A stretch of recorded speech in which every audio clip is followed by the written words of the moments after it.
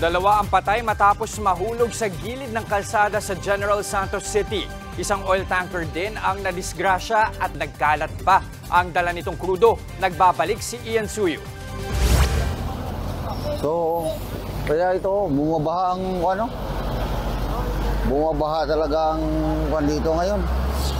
Ang crude oil. Oh, diesel oh.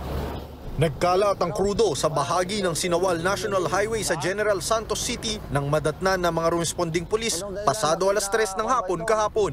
Yan ay matapos tumagilid ang isang oil tanker sa kalsada. Sa dami ng tumagas na krudo, naglawa na ito sa daan.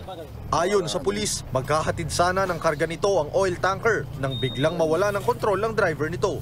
Pabilis talaga yung takbo noon. So, medyo pababa at saka medyo curve ang kalsada. So, siguro na-lost control dahil sa sobrang lakas ng takbo. Actually, yung speed mark niya mataas eh. Siguro mga nasa 25 meters. Sugatan naman ang driver ng tanker sa disgrasya. Sinugod siya sa ospital. Tinabunan na ng Bureau of Fire Protection ng buhangin ng kalsada para pigilan ang pagkalat ng krudo. Sa General Santos City pa rin, dalawa naman ang nasawi matapos madisgrasya ang isang pickup nitong linggo.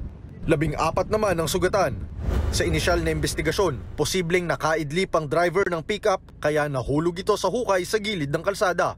Overloaded din ang pick-up na may sakay na 16 na pasahero. Nagpapagaling pa sa ospital ang mga sugatan. Nagbabalita mula sa frontline, Ian Suyu, News 5.